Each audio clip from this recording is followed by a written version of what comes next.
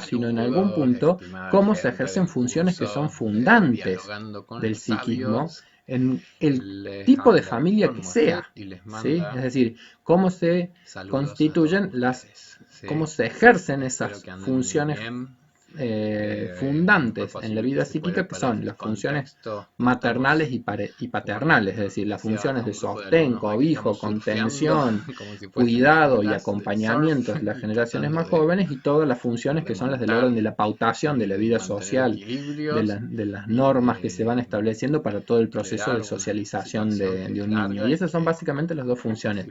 Y esas dos funciones las puede ejercer una mamá sola, esas dos funciones las pueden ejercer una familia homoparental, esas dos funciones las puede ejercer tranquilamente una familia tradicional, pero no es el tipo de familia la que va a definir la salud psíquica de las personas y cómo va a ser esa constitución psíquica, sino que en todo caso va a ser cómo se jueguen justamente esas tareas psíquicas que implican el guiar y el acompañar a las generaciones más jóvenes en sus procesos de desarrollo, ¿sí? Y la Silvia Blasmer muy bien apunta en alguna parte del texto que no tenemos que caer en ese ideologismo de la defensa de la familia tradicional como si no fuesen de familias tradicionales con papá y mamá que han emergido toda clase de psicópatas, perversos, estafadores, asesinos, etcétera, etcétera. Entonces no tiene sentido la defensa de un modelo de familia, sino que tiene importancia conceptualmente entender que más allá de las épocas y más allá de los modelos de familia, lo que es invariante cultural es que la constitución psíquica se da al interior de una familia, y entender que más allá del modelo de familia de que se trate, la constitución psíquica va a ser una constitución más salutógena o una constitución psíquica con más dificultades o patológica según cómo se han ejercido, según cómo se han jugado los roles básicos que se juegan en una familia, que son los de la contención amorosa, el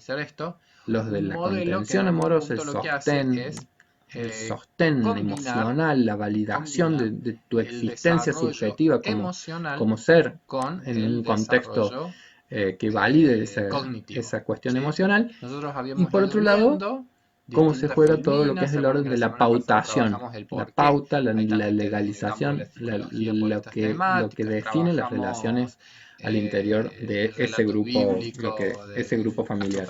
Y en este punto viene algo central, que es la redefinición que ella va a dar de lo que es, en términos psicoanalíticos, el concepto de el complejo de Edipo. Muy bien, para que no sean tan pesados y muy difíciles de cargar estos videos, me voy a detener en este punto y vamos a continuar después la segunda parte, justamente retomando desde eso que es central en este texto, que es el concepto del Edipo que ella hace. Y después llegamos a uno de estos esquemas en donde planteábamos justamente que esta autora lo que plantea es la necesidad de un desarrollo de ciertas cualidades cognitivas, de ciertas cualidades en dirección a los modos de pensamiento. Voy a ponerlo bien grande para que se alcance a ver bien. A ver, ¿dónde es? Acá. No. Ay, Dios. Bueno, paciencia, estoy muy caserito, perdonen. Ahí está. Esto es lo que yo quería que apareciera en primer plano en el video, que es que esta autora decía, bueno, tiene que darse cierto desarrollo intelectual, tiene que darse cierto desarrollo cognitivo para que efectivamente se produzcan procesos de integración y que lleguemos a un monto de sabiduría como para poder enfrentar y resolver tareas, crisis, dilemas, decisiones que tiene la vida adulta, entendiendo que es una resolución que no quiere decir que existan resoluciones correctas para ellas, sino resoluciones por lo menos más pensadas, más reflexionadas y mejor ponderadas, siempre entendiendo que estamos hablando de problemas que son inciertos. Nosotros la semana pasada nos concentramos mucho en esto que era la oposición entre el pensamiento más dogmático y el pensamiento más absolutista versus el pensamiento más de naturaleza relativista o pensamiento de tipo dialéctico. Y nosotros cuando desarrollamos esta idea del relativismo, me acuerdo que vimos unos ejemplitos, vimos qué relativo es la cuestión de la, de la velocidad, o vimos qué relativa era para libertad esto de los puntos cardinales, o por dónde sale el sol, que sale por la mañana, que sale por la ventana de mi casa. Bueno, la perspectiva tan absolutista que tiene libertad para entender las cosas, que le hace muy difícil poder hablar con su maestra, por supuesto que tomándolo humorísticamente, o vimos estos ejemplos de ilusiones ópticas en donde nos planteábamos justamente cómo es factible que dos personas tengan sus razones y tengan sus verdades, y que no es que una tenga razón y la otra no, sino que de repente el pensamiento relativista nos tiene que ayudar a entender que a veces tenemos razones válidas porque estamos viendo las cosas desde distintos lugares. Lo mismo con el chistecito ese del bote y de la tierra, los dos alegrándose y tal vez dentro de un rato descubriendo que los dos están atrapados, o el 6 o el 9. Bueno, todos estos son como ejemplitos que vimos la semana pasada. Hablamos del dogmatismo también y de la imposibilidad, entonces más que de empezar a imponer autoritariamente nuestras visiones relativas de las cosas, esa es la expresión del dogmatismo, es decir, cuando yo aspiro a que todos vean las cosas de los modos en que yo los veo, la imposición y no la proposición, ¿sí? Entonces hay una gran diferencia ahí. Esta escena me gusta mucho, o esta imagen me gusta mucho, básicamente porque es...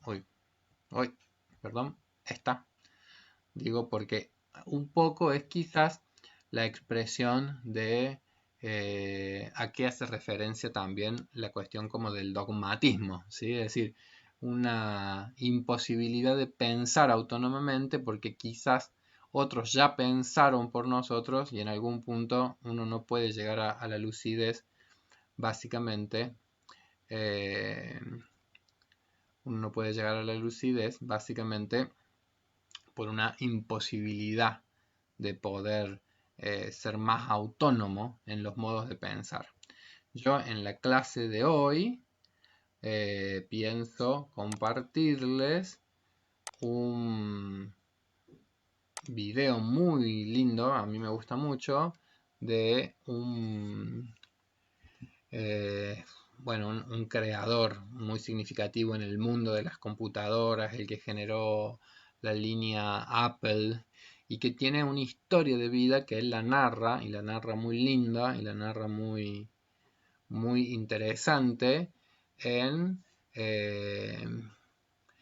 en un acto que es en un acto de colación de grados. Perdonen que no estoy muy fluido, se me frenan un poco las palabras.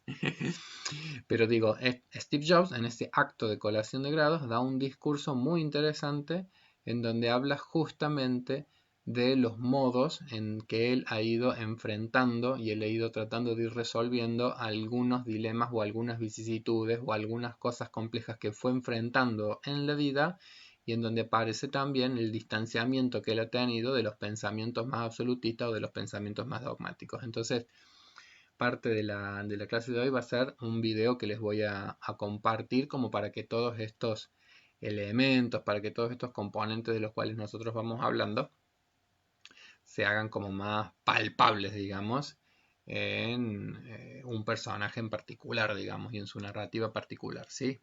Bueno, acá voy a avanzar un poquito más. Acá hay una frasecita que sale del televisor y que dice: señores telespectadores, ya que no les podemos informar verazmente, vamos a intentar confundirlos lo mejor posible. Gracias por su confianza. ¿Por qué puse esto de los medios de comunicación y por qué también retomo una frase del gran escritor, autor del Tom Sawyer, el Mark Twain? Porque Mark Twain dijo una vez: si usted no lee el periódico, está desinformado. Si lo lee, está mal informado. Cuando uno lee, por ejemplo, la historia de vida de Nelson Mandela, su autobiografía, Nelson Mandela dice: no hay que engañarse, no hay ningún periódico en el mundo que no tenga una línea editorial que defienda determinados intereses y determinadas miradas de la realidad. Es decir, No existe, y eso es parte también de lo que es el pensamiento relativista. No existe pensamiento absolutamente neutral. Nosotros pensamos desde una posición. ¿Se comprende? Si nosotros pensamos y vemos las cosas desde una mirada. Nosotros tenemos una perspectiva del mundo. Nosotros generamos modos de entender las cosas que son absolutamente relativas, porque nadie puede estar exactamente viendo las cosas como las veo yo, sino que cada uno de nosotros está en una posición que es única en el mundo con respecto a cómo ve las cosas. De nuevo, la diferencia entre el absolutismo en términos de modos de pensamiento y el relativismo es que uno tenga la capacidad de entender que nuestra mirada es única, potencialmente válida en muchos aspectos, pero no es la única, y que el hecho de que yo sea el centro de mi mundo no significa que yo sea el centro del mundo, como quien dice. Es decir, yo miro las cosas desde mi perspectiva y entonces parte del pensamiento relativista es que yo pueda comprender que hay otras múltiples perspectivas sobre exactamente los mismos fenómenos, ¿sí? Por eso, bueno, hay un dicho que es muy, muy conocido, esto de que cuando nosotros queremos empezar a establecer relaciones o vínculos con las personas, no tenemos que hablar ni de religión ni de política, ni de política ni de religión.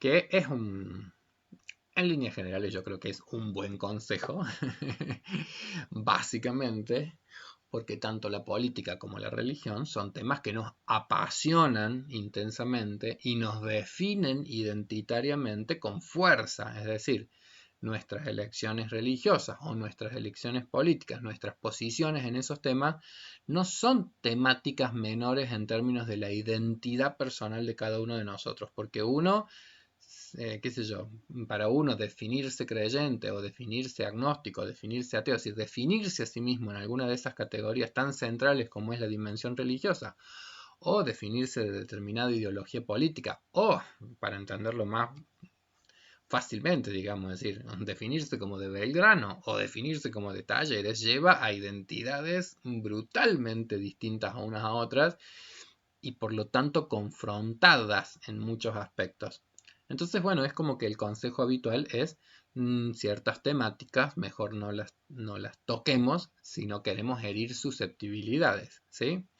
Yo concuerdo parcialmente, pero no completamente, con esas expresiones. Es decir, el pensamiento relativista justamente es el que nos debiera a nosotros posibilitar el poder tener buenas relaciones con personas, aun cuando las personas pensaran absolutamente distintos a nosotros, ¿sí? Lo que pasa es que esa posibilidad requiere de cierto grado de madurez personal muy grande para que nosotros podamos tolerar las diferencias que nos separan a unos con otros, sin temor a que otros puedan tener miradas muy distintas a las nuestras y no por ello nosotros nos sintamos ni agredidos ni atacados por el hecho de que otro piense distinto. Es mi posición, es mi mirada de las cosas y no necesariamente comparto las miradas que otros tienen, pero tampoco necesariamente tengo por qué tampoco quitarles validez. Sí, por supuesto, que si bien todos tenemos distintas miradas de las cosas, podemos entrar en diálogos, podemos entrar en discusiones también, en polémicas, porque si bien todos tenemos derecho a tener una mirada particular, no todas las miradas son igualmente argumentables o igualmente valederas. Ya voy a avanzar un poquito más en ese punto, pero quería como insistir en eso. Es decir, evidentemente hablar de religión y hablar de política es difícil cuando no conocemos a una persona porque probablemente podemos herir susceptibilidades o sentirnos heridos en las propias. Pero en realidad serían como temas en donde si uno aspira a ir construyendo una relación de mayor profundidad con otras personas, obviamente que serían temas que ojalá pudiéramos trabajar y pudiéramos tocar con cualquier persona, porque no se trata tanto de no poder hablar, sino si realmente somos capaces de ser lo suficientemente maduros para poder descubrir que otras personas son absolutamente distintas a nosotros en sus modos de entender algunas dimensiones tan centrales como la religiosidad o la política, y que están en todo su derecho, y poder ser absolutamente respetuoso de esas otras miradas o de esas otras visiones de mundo. Ahora bien, y ahí venimos, ahí vamos a avanzar un poquito a esto que es, esperen que lo encuentre, vuelvo ahí un poquitito, ahí, pero digo, a la diferencia que hay entre el me voy a mover, entre el pensamiento relativista y el pensamiento dialéctico. Es decir, porque ¿cuál sería la diferencia? Que el pensamiento relativista implica que yo pueda entender la mirada relativa del otro con respecto a cualquier tema, ¿sí? Ahora bien, tampoco se trata de caer en un absoluto relativismo. El absoluto relativismo sería creer que por el hecho de que tengamos distintas opiniones y distintas miradas de las cosas, todas serían igualmente válidas, ¿sí?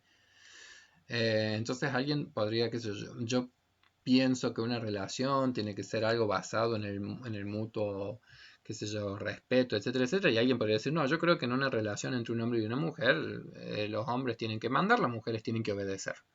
Entonces yo puedo mirar las cosas de una perspectiva y esa otra persona puede estar mirándolas desde otra perspectiva.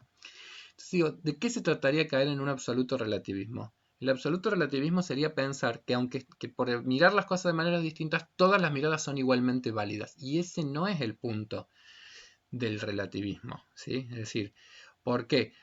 Porque no todo es igualmente válido, no todo es igualmente argumentable, no todo es igualmente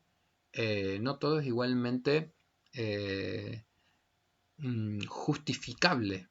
¿Se comprende? Eh, Cuando uno, qué sé yo, uno percibe cómo son las tradiciones culturales en zonas de Oriente, en donde las mujeres tienen que caminar 2 metros detrás de un caballo del hombre, porque el hombre hay, bueno, y hay naturalizadas situaciones de dominio de un género sobre el otro, abusivas, como en otros momentos históricos era también muy común en nuestros lugares. Uno podría caer siempre como en la tentación de decir, bueno, es otra cultura. Bueno, sí, todo eso es lo que el pensamiento relativista nos tendría que ayudar a entender. Pero ahí es donde uno empieza a percibir de que junto con el pensamiento relativista hay otro modo de aún mayor complejidad que es justamente el pensamiento dialéctico. Es decir, la posibilidad de ver que cuando hay posiciones relativamente distintas con respecto a algunos temas, puede empezar también un proceso como de síntesis dialéctica, como un proceso de choque entre posiciones, de confrontación de posiciones, de argumentación de cada una de esas posiciones, que a una tesis se le oponga una antítesis, y entonces que uno puede empezar a percibir que de ese choque entre una tesis y entre una antítesis tenga que empezar a emerger algún tipo de síntesis distinta probablemente a la tesis y a la antítesis que le dieron origen. Bueno, el pensamiento dialéctico justamente tiene que ver con eso, así como con la posibilidad de que por procesos que son de dialéctica, es decir, por procesos como de confrontación entre ciertas polaridades,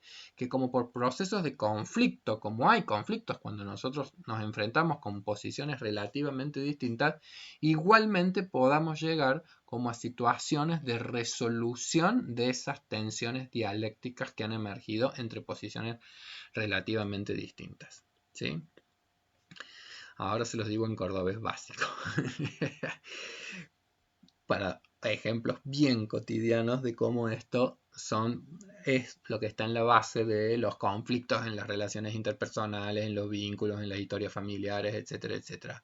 Él y ella, por poner un ejemplo, arman una historia de amor, se encuentran, se casan y llega el primer hijo.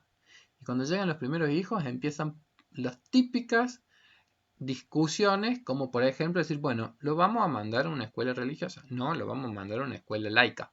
Por poner un ejemplo, ¿sí? ¿Por qué? Porque es lo prototípico que, por ejemplo, cuando se constituyen familias, uno viene con una cultura familiar muy distinta en la familia de origen de la que viene de las parejas.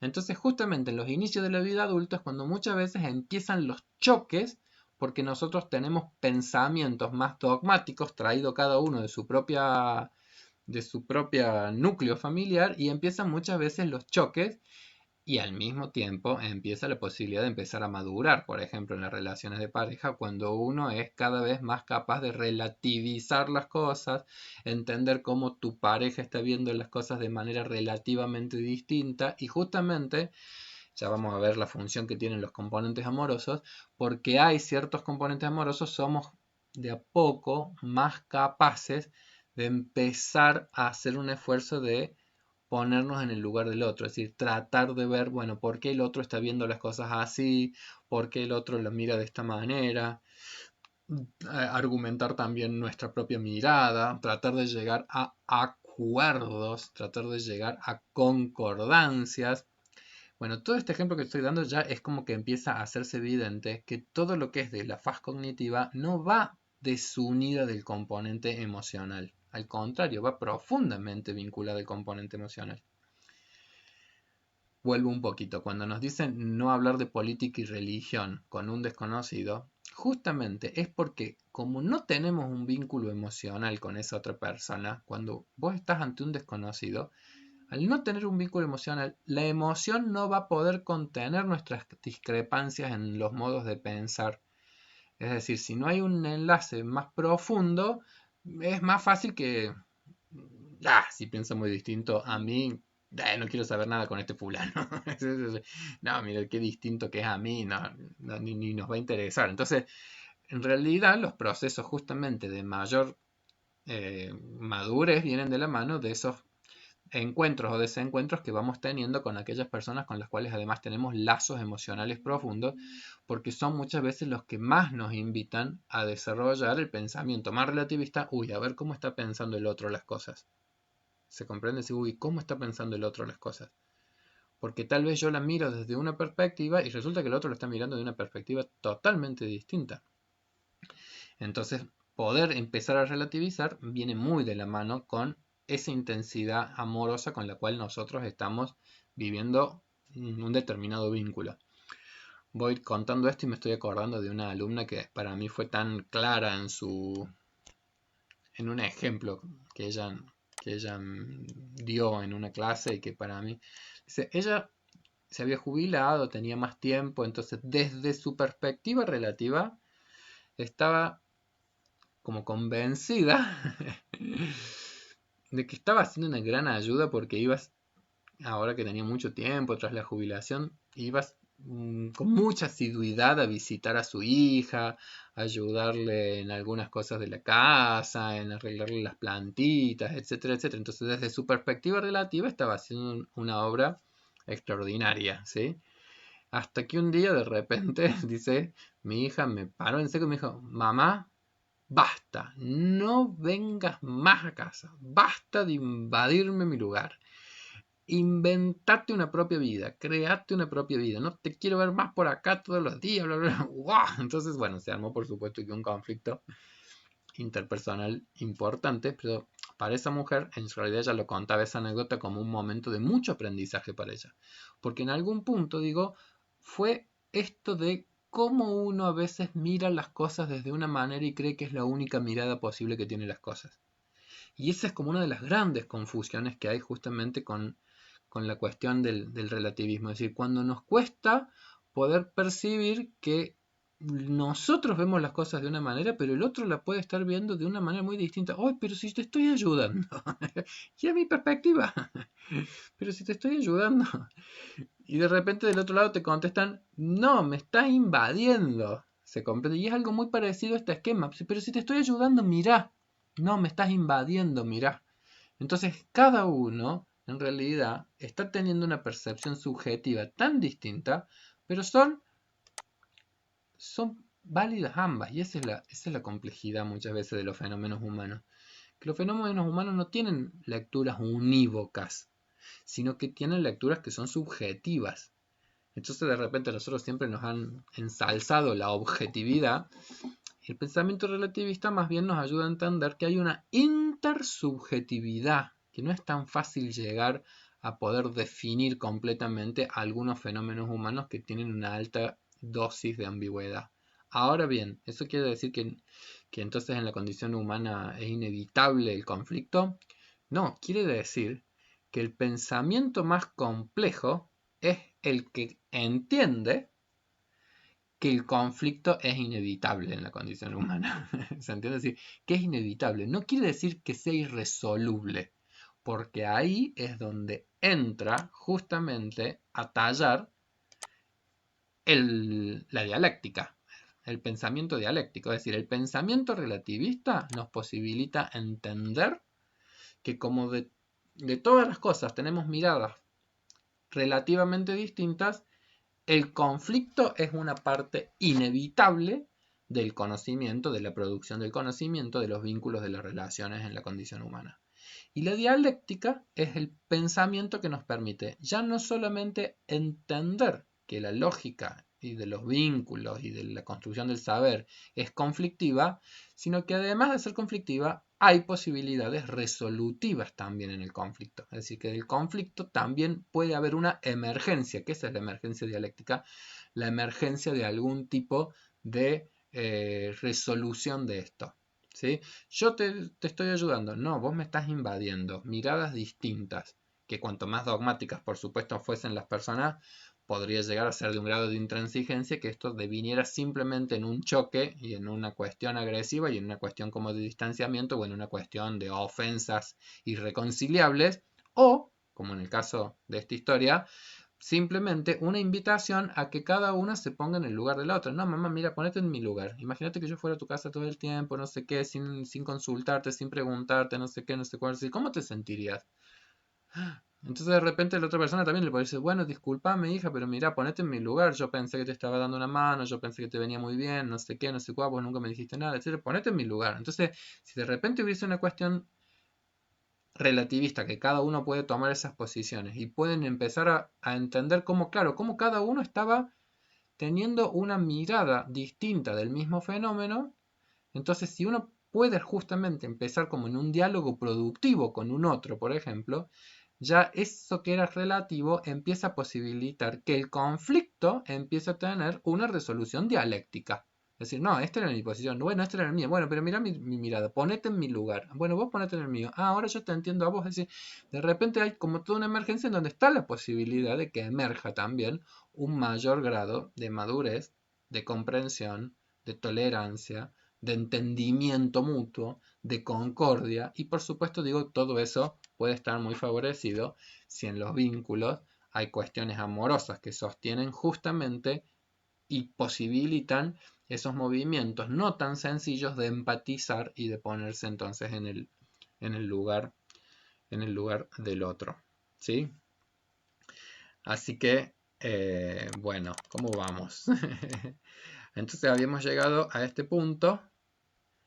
Entonces acá ya se nos hace indispensable que nosotros incorporemos el otro componente junto con el desarrollo cognitivo. Vamos a necesitar un desarrollo que sea emocional, un desarrollo afectivo, un desarrollo de los aspectos de la regulación del sí mismo. Acá siempre es más fácil entenderlo en términos de los opuestos que están en juego en esto de la dimensión, así como decíamos en la dimensión cognitiva, lo contrario a un pensamiento complejo, el pensamiento dogmático o el pensamiento absolutista, en la dimensión emocional, lo contrario a tener un desarrollo del ego y una regulación del afecto importante es cuando uno es directamente una persona profundamente proyectiva o profundamente impulsiva. Es decir, una característica prototípica de lo que se aleja de la sabiduría es la impulsividad. ¿Qué es la impulsividad? Actuar sin ningún tipo de freno, actuar sin ningún tipo de inhibición para determinados impulsos, ya sean los impulsos más agresivos que podemos tener, o también podrían ser impulsos eróticos, pero digo, toda actuación impulsiva, toda calentura de todo tipo, si todo ese tipo de impulsividades en algún punto sería como una expresión de la desregulación emocional, en donde en vez de haber una posibilidad de regular emocional, es ¡wow! Un estallido, Como cuando veíamos la historia de Dalmiro, digamos, en el momento en que el hijo le dice, bueno, me voy a casar, papá, no sé qué, no, te podés casar, no sé qué, no me venga con esta historia, bla, bla, bla, y ¡boom! Surgió toda la impulsividad que es parte de la condición humana, digamos, así, no vamos a... Es toda una expresión de madurez muy grande el poder empezar a tener cierta regulación, pero los afectos evidentemente son algo que nos, nos dominan más de lo, a veces más ellos nos dominan a nosotros que nosotros dominarlos a ellos, digamos. Entonces, en la dimensión emocional está esta cuestión de la impulsividad y otra palabra que aparece ahí es la proyección. Es decir, ¿qué sería la proyección? La proyección es justamente cuando nosotros depositamos en los otros aspectos que no queremos, que no podemos, que no toleramos, que son indeseables y de reconocer en nosotros mismos, ¿sí? Mi nena los otros días se da un golpecito con la mesa, entonces se da vuelta, tonta mesa, y le pegaba la mesa porque ella se había golpeado, porque la verdad es que es mucho más tolerable decir que la mesa es tonta y responsable de ese dolor que poder asumir que es la torpeza propia la que ha eh, la que ha tenido que ver con, bueno, con ese golpe, con esa lastimadura, ¿sí? La película que no pudimos ver, la de Conduciendo Miss Daisy, que tanto me hubiera gustado poder verla, arranca justamente con una escena en donde la señora Daisy se accidenta en su automóvil, no lo logra controlar bien y tiene como un accidente. Entonces cuando el hijo le dice, bueno, mamá, vas a tener que ver porque ya no puedes seguir manejando. No, no, no, el automóvil hizo no sé qué cosa, el automóvil no sé qué, el automóvil, toda la culpa, toda la culpa se manda al automóvil. Entonces toda la culpa se desparrama, toda la culpa se proyecta, todas las cosas indeseadas con respecto a uno mismo que uno no toleraría, se ponen en el otro. Se ponen en el otro porque hay poca capacidad de poder tolerar algunos aspectos en el propio sí mismo, y entonces los movimientos proyectivos son acciones inconscientes en donde nosotros depositamos cuestiones que no toleramos en nosotros mismos, pero que no somos conscientes y las ponemos directamente en los otros. Es algo muy difícil, esto de las proyecciones, es muy difícil no solo de explicar, sino de poder percibirlas en la propia vida de uno, porque como son inconscientes uno no las percibe, uno no se da cuenta. Pero, qué sé yo, para mí un ejemplo prototípico es como,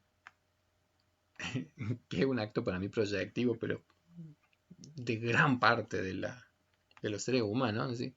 Como todos nos quejamos de los políticos. Ay, los políticos son esto, los políticos son esto, los políticos son esto. Entonces tenemos toda una queja sistemática, todos los políticos son... Entonces hacemos toda una proyección masiva de lo que en realidad es difícil tolerar en nosotros mismos. Es decir, los políticos no salen, no los traen los marcianos, digamos. Es decir, todas las dirigencias políticas son el producto de nuestras elecciones y o de nuestras decisiones personales de no participar profunda y activamente en la vida política y de repente de ser uno quien está, qué sé yo, presidiendo o siendo el intendente de tu localidad y tratando de hacer mejor que nadie las cosas para tu ciudad. No sé si se comprende, sí, pero es muy difícil tolerar y decir de uno mismo que uno es un pésimo ciudadano o un pésimo participante en las vidas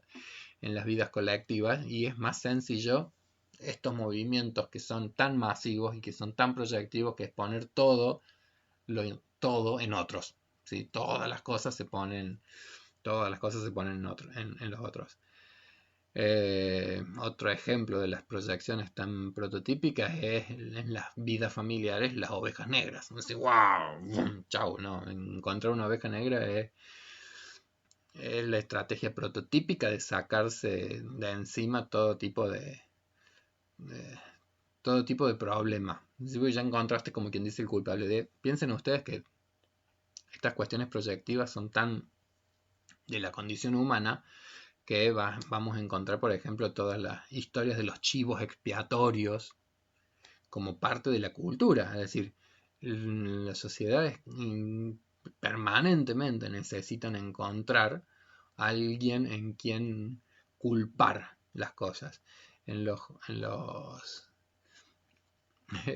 Yo pienso, pero piensen ustedes cuando se juega alguna disciplina deportiva en equipo. Entonces, bueno, yo digo, qué suerte, porque si vos jugás al fútbol y tu equipo pierde 4-0, así, es que la culpa, la culpa es de ese arquero, que no agarró nada, no sé qué. Eh, hay disciplinas que son mucho más tensas en términos psicológicos, porque en realidad lo que no posibilitan es la proyección. Si vos sos tenista y perdiste 6-0, 6-0, ¿a quién le echas la culpa? ¿A quién le podés proyectar algo? Bueno, ahora que los otros días falleció de Lelutier, uno de los miembros de ese grupo tan maravilloso, eh, circulaban algunas frases famosas de Don Murstock, no me sale bien el apellido, Munstock, creo que es el apellido del señor que falleció, pero que decía, errar es humano.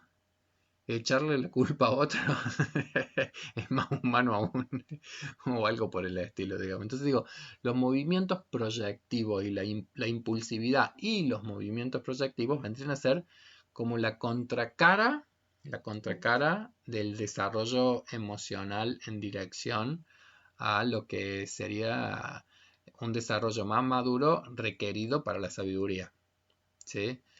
Piensen ustedes qué difícil, si volvemos por ejemplo a la historia de Dalmiro, qué difícil se le hace a Dalmiro, porque Dalmiro es tan impulsivo en la medida, en lo que tomó. Entonces, para Dalmiro, el irrespetuoso ha sido el hijo, porque se le ha ocurrido al hijo ser desobediente de determinados mandatos que él como padre le ha dado. Entonces, ¿dónde proyecta él por ejemplo, el atributo de ser irrespetuoso? ¿Se comprende? La proyección está en el hijo. Y hay una imposibilidad total, porque eso es un movimiento masivo e inconsciente, de poder él mismo, en ese momento en que aconteció eso, de él mismo percibirse como que está siendo una persona que no tiene capacidad de respetar una decisión de otra persona. ¿Sí? Es decir, porque no lo puede percibir, porque masivamente se está proyectando algo intolerable en el sí mismo que se lo deposita en el otro y se lo pone en el otro. ¿Se comprende? Bueno, esos movimientos así, de naturaleza impulsiva y proyectiva, eh, están en algún punto en la base de la imposibilidad también de que se vayan complejizando los elementos cognitivos que aparecen, digamos, así que imposibilitan que se haga un desarrollo, no solamente emocional, sino también cognitivo, porque todo esto está siempre, como quien dice, en interacción. ¿Sí?